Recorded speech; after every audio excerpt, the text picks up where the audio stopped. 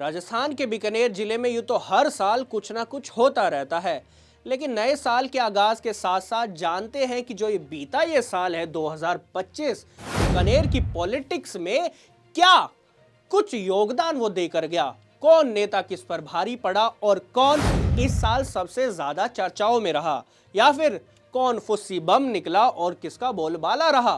किस नेता ने सबसे ज्यादा लठ गाड़े और किसकी सबसे ज्यादा किरकिरी देखने को मिली और किन को नम आंखों से अलविदा कहना पड़ा। नमस्कार, मेरा नाम है डिंपल चौहान और आपका स्वागत है पॉलिटिकल पंचायत के शो में, जिसका नाम है राजनेता और कटाक्ष। तो चलिए जल्दी से बीते इस साल का रिकैप करते हैं। सबसे पहले बात करते हैं बीकानेर के सांसद और केंद्रीय मंत्री अर्जुन राम मेघवाल की। इनका काम कितना असरदार रहा है इस पर खैर कम बातें करेंगे, लेकिन लोगों के अलग अलग मत जरूर हो सकते हैं, अलग अलग विचार हो सकते हैं, लेकिन इतना तो तय है कि जो इनके गीत होते हैं, जो इनके भजन होते हैं, वो जबरदस्त माहौल बनाने का काम मंच पर करते हैं। चाहे 100 साल को लेकर रेलवे का कोई कार्यक्रम हो या गंग नहर से जुड़ा कोई आयोजन, मंच पर चाहे मुख्यमंत्री भजनलाल शर्मा ही क्यों न विराजमान हो या फिर कोई मंत्री, सुरों की बौछार करने से मंत्री अर्जुन राम मेघवाल कभी नहीं चूकते। मुझे तुमसे प्यार था, मुझे तुमसे प्यार था, आज भी है और कल भी रहेगा। रहेगा नहीं रहेगा बताइए।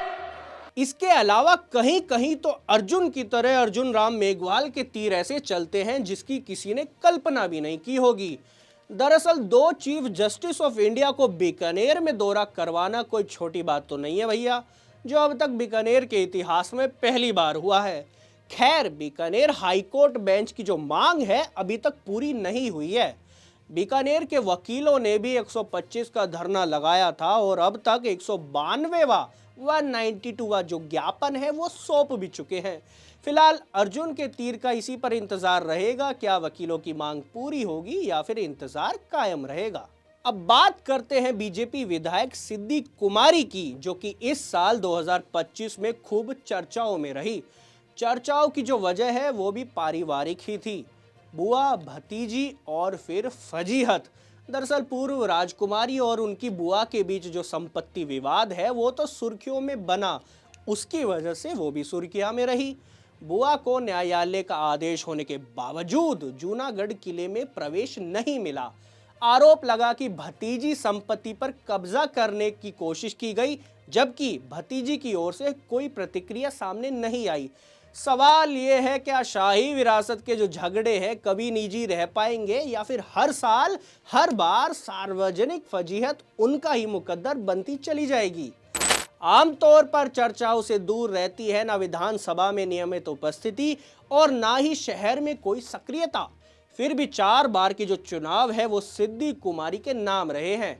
इनके क्षेत्र में जर्जर सड़कें जैसे मुद्दे जस के तस, इसके बावजूद उनकी जो पकड़ है ऐसे में कायम रहती है। सवाल उठता है कि क्या उनके पास कोई खास सिद्धि है जो चुनाव आते ही हर बार अपना असर दिखाकर चली जाती है। साल खत्म होते होते बीकानेर पश्चिम से विधायक जेठानंद व्यास वैसे तो पूरे साल चर्चा में रहे, लेकिन चर्चाओं में हो भी क्यों ना, शांत स्वभाव के रहने वाले विधायक अगर गुस्से से आग बबूला हो जाए तो चर्चा में रहना तो लाजमी ही है। भरे स्टेज में मुख्यमंत्री भजनलाल शर्मा को अगर लिफाफा पकड़ा देंगे तो चर्चा में तो बने रहेंगे ही। दरअसल पहला वाक्य तो लिफाफे देने का ही रहा है, जिसमें उन्होंने काम की जो सूची है वो सीएम को, मुख्यमंत्री को स्टेज पर दे डाली, जिसके बाद उनकी चर्चा तेज हो गई। सबकी सांसें तो ये अटक गई कि आखिर जेठानंद व्यास ने मुख्यमंत्री भजनलाल शर्मा को किस बारे में चिट्ठी लिख दी। इसके अलावा किसान मंडी में जो किसानों के साथ भ्रष्टाचार हुआ था उसके खिलाफ अपनी शांति को त्याग कर, अपना रौद्र रूप दिखाकर जेठानंद ने अधिकारियों से दोषियों के खिलाफ सख्त कार्रवाई की मांग कर डाली, जिसके बाद उन्होंने किसान मंडी में जो कि बीकानेर में ही है उस पर धरना प्रदर्शन किया। जितना ये साल खुशियां लेकर आया उतना ही गम देकर भी गया। नम आंखों से बीकानेर के इतिहास के 3 ऐसे दिग्गज नेताओं को अलविदा करना पड़ा। कांग्रेस से जाट नेता रामेश्वर डूडी, भाजपा नेता कृष्णा राम नाई और सिनेमा जगत के इतिहास के सबसे बड़े कलाकार धर्मेंद्र देवल। वसुंधरा राजे हो या फिर अशोक गहलोत से लेकर तमाम पक्ष विपक्ष के नेताओं ने एक दूसरे के नेताओं को बखूबी श्रद्धांजलि दी, उनके कार्यकाल को याद किया और एक दूसरे को सहानुभूति भी दी। लेकिन सवाल यह है कि क्या नई पीढ़ी उनकी विरासत, उनकी ईमानदारी, उनकी पॉलिटिक्स क्या आने वाले साल में आगे बढ़ा पाएगी या फिर नहीं, ये साल 2026 में ही पता लगेगा। बीकानेर की बात हो और कांग्रेस के दिग्गज नेता डॉक्टर बीडी कल्ला की बात ना हो तो कैसे चलेगा। बता दें कि पूर्व मंत्री बीडी कल्ला साल 2025 में विपक्ष की भूमिका में पूरे जोश में नजर आए। गोचर ओरन हो या फिर जनहित के कोई मुद्दे, उन्होंने बीकानेर में खूब हल्ला मचाया, यानी कि कल्ला ने हल्ला खूब मचाया। हालांकि जनता को जो खुला समर्थन है वो उनके प्रति कम ही देखने को मिला, लेकिन जो राजनीति की गूंज है वो जयपुर तक जरूर पहुंची होगी। उनके बड़े भाई और पूर्व कांग्रेस जिलाध्यक्ष जनार्दन कल्ला की पत्नी के निधन पर प्रदेश के सभी नेताओं ने उनके घर पर आना जाना बनाए रखा। वसुंधरा राजे से लेकर अशोक गहलोत, टीकाराम जूली सभी उनके निवास पर पहुंचे। सामाजिक आयोजन में सक्रिय मौजूदगी के संकेत मिले, लेकिन पिछले बार हार से बावजूद बीडी कल्ला की जो राजनीति है ऐसे में थमी तो नहीं है। अब इस साल देखना होगा कि क्या कल्ला का जो ये हल्ला है नतीजों में बदलेगा या फिर मात्र शोर बनकर ही रह जाएगा। अब बात करते हैं कांग्रेस के जिलाध्यक्ष और पूर्व जिलाध्यक्ष की, जहां पर कांग्रेस ने बीकानेर में जिला अध्यक्ष चयन के लिए संगठन सृजन अभियान चलाया। कई दावेदार रहे, लेकिन दलित नेता मदन गोपाल मेघवाल के दम के आगे कोई नहीं टिक पाया। बता दें कि मदन गोपाल मेघवाल पहले कांग्रेस के बैनर तले अर्जुन राम मेघवाल के सामने चुनाव लड़ चुके हैं। अर्जुन राम मेघवाल और मदन गोपाल आपस में मौसेरे भाई भी हैं, ऐसा हम नहीं कह रहे हैं। चुनाव में उन पर ये आरोप लगे थे।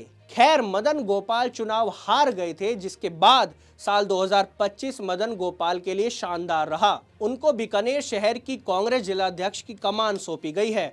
2026 में चुनाव भी हैं, ऐसे में लिटमस टेस्ट में कितना वो पास होते हैं और कितना नहीं, वो तो समय बताएगा। वहीं दूसरी ओर पिछले 14 सालों का अनुभव और पकड़ के बावजूद यशपाल गहलोत एक बार फिर से बैकफुट पर होते नजर आए।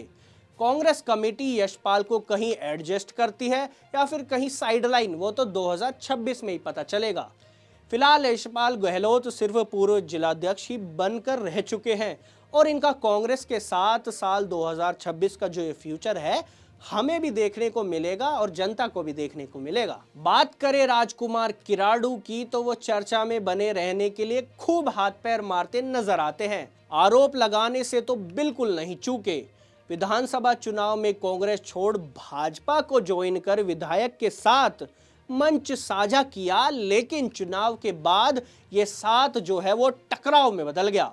मौका मिला तो विधायक पर आरोप, ना मिला तो खुद मौका बनाकर विरोध। भ्रष्टाचार के मुद्दे पर पलटवार करते हुए विधायक जेठानंद व्यास के करीबी निशाने पर रहे। साल भर चली इस राड में सियासत को गर्म रखने का काम किराड़ू ने बखूबी किया। देखना होगा क्या इस साल में सुलह हो पाएगी या फिर संघर्ष भरा ये साल इस बार भी देखने को मिलेगा। आखिर में बचे खाजूवाला से बीजेपी विधायक विश्वनाथ मेघवाल, जिनके लिए ये साल बेहद खास रहा। उनको मंत्रिमंडल या पार्टी संगठन में कोई बड़ा पद तो नहीं मिला, लेकिन 2025 के जाते जाते उनकी पत्नी विमला डुकवाला को कोटा कृषि विश्वविद्यालय का कुलगुरु बना दिया गया। पति का प्रमोशन तो नहीं हुआ, लेकिन पत्नी के प्रमोशन होने से कई दिनों तक घर में चहल पहल जरूर हुई होगी। लोग फूल माला मिठाई लेकर विधायक आवास पर तो ऐसे पहुंचे जैसे मानो कोई गांव में मंत्री बनकर ही घुसा हो। खैर, पत्नी को तो पद मिल गया, लेकिन अब 2026 में पति को कोई पद मिलता है या नहीं, वो तो ये साल ही बताएगा। खैर, आज के लिए बस इतना ही। इस साल आपसे होती रहेगी मुलाकात बीकानेर और पूरे राजस्थान की तमाम रोचक खबरों के साथ। तब तक के लिए देखते रहिए पॉलिटिकल पंचायत।